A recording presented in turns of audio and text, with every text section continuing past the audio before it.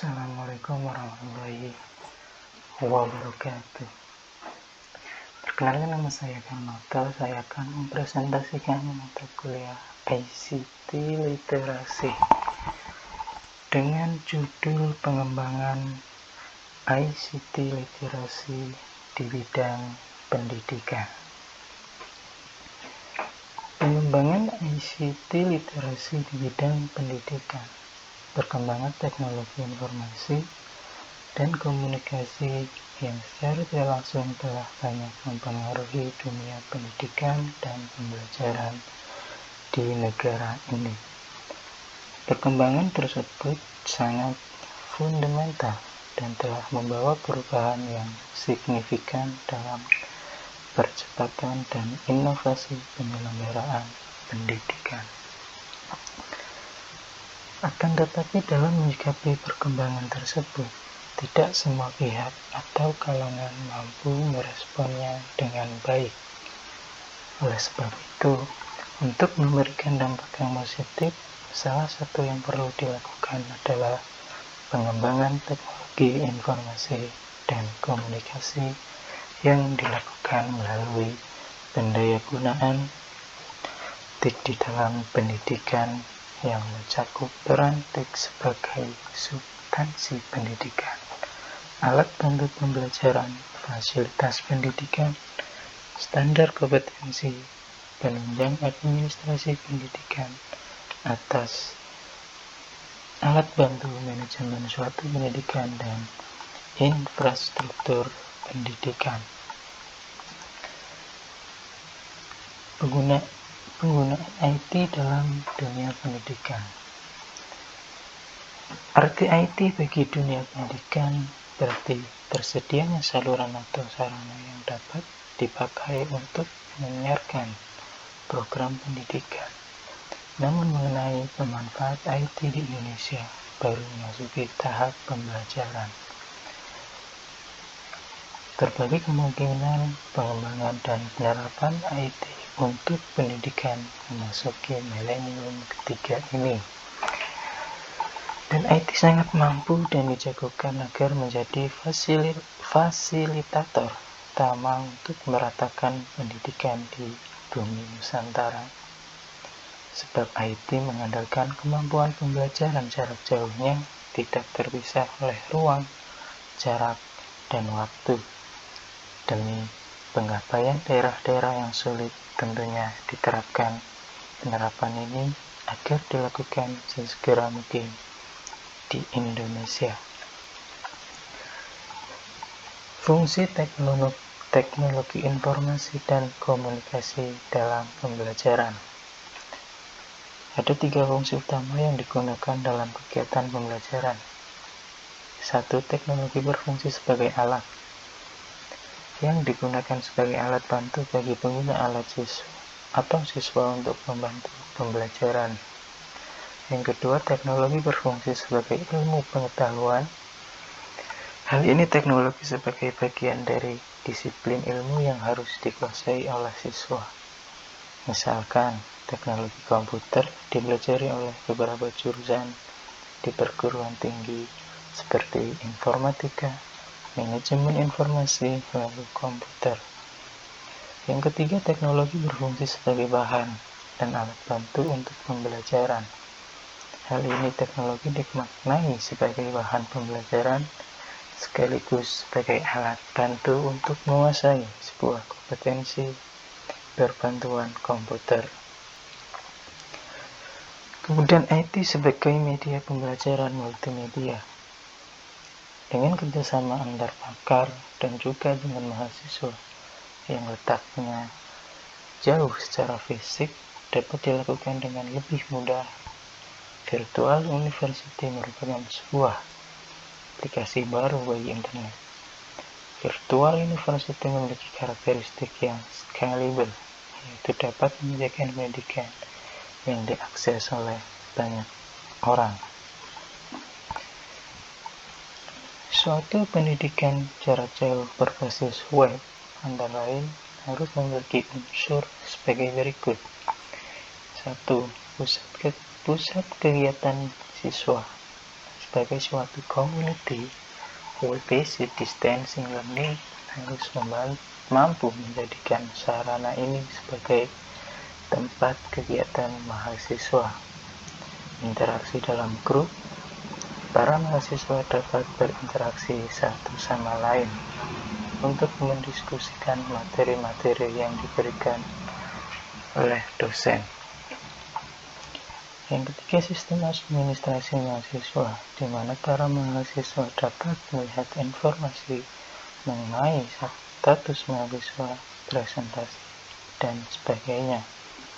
Yang keempat, pendalaman materi dan ujian.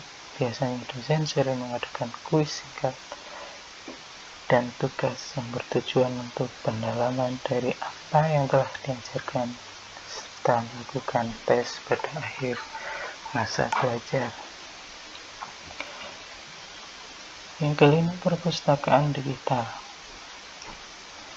Pada bagian ini terdapat berbagai informasi kepustakaan tidak terbatas pada buku, tapi juga pada kepustakaan digital seperti suara, gambar, dan sebagainya. Materi online di luar materi kuliah. Untuk menunjang perkuliahan diperlukan juga bahan bacaan dari web lainnya. Karena pada bagian ini, dosen dan siswa dapat langsung terlibat untuk memberikan bahan lainnya. Hal-hal yang harus dihadirkan oleh fasilitas internet untuk memaksimalkan efektivitas pendidikan di Indonesia. 1. Akses ke perpustakaan. 2. Akses ke pakar.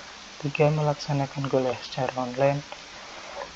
4. Menyediakan layanan informasi akademik suatu institusi pendidikan.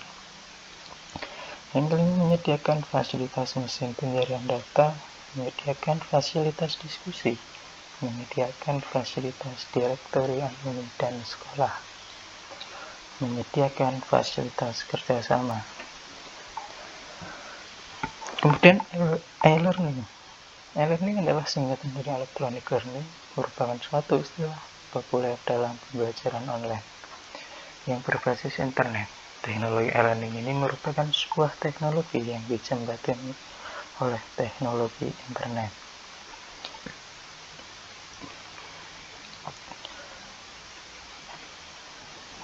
E-learning memiliki berbagai persamaan istilah. Di antaranya adalah online learning, internet learning, networked learning, virtual learning, dan distance learning, atau sama dengan pembelajaran jarak jauh. Walaupun demikian, semuanya memiliki makna yang sama, yaitu proses pembelajaran di mana peserta belajar berada jauh dari pengajarnya. E-learning merupakan teknologi yang masih relatif baru di dunia pendidikan Indonesia. Karakteristik e-learning dengan pendidikan jarak jauh bahwa e-learning dapat membantu proses pelaksanaan pendidikan jarak jauh. Sistem e-learning sendiri bisa sebagai pengganti modul agar ajar bagi pelajar sebagai pendistribusi materi yang terorganisir dan untuk mempertahankan interaktivitas antara pembelajaran dan pembelajarannya. Karakteristik dan manfaat e-learning. Metode pengajaran tradisional masih kurang efektif jika dibandingkan dengan metode pengajaran modern. E-learning bukan sekedar menggantikan, tetapi diharapkan menambahkan metode dan materi pengajaran tradisional.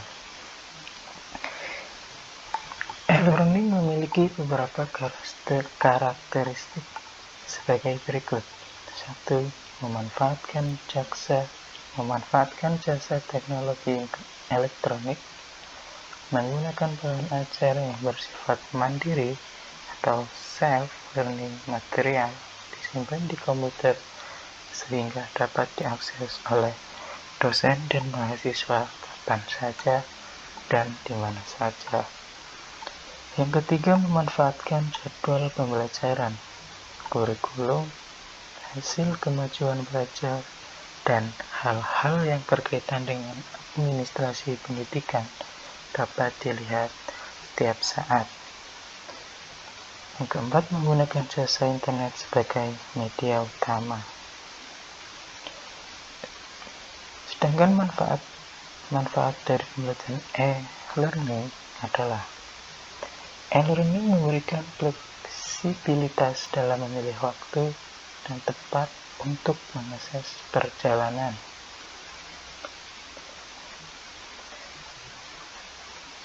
Belajar mandiri, e-learning memberikan kesempatan bagi pembelajar secara mandiri memegang kendali atas keberhasilan belajarnya. Efisiensi biaya, e-learning memberikan efisiensi biaya bagi administrasi penyelenggara, efisien penyediaan sarana dan fasilitas fisik untuk belajar, dan efisiensi biaya bagi pembelajar adalah biaya transportasi dan akomodasi. Dengan e-learning dapat menjalin komunikasi sehingga banyak hal yang dapat mereka diketahui. E-learning dapat memperluas wawasan siswa. Sifat e-learning adalah interaktif dan inovatif. E-learning pembelajaran didorong untuk bereksplorasi dengan website-website yang tersedia sehingga kreativitas dan rasa keingintahuannya terus bertambah. Sekian dan terima kasih.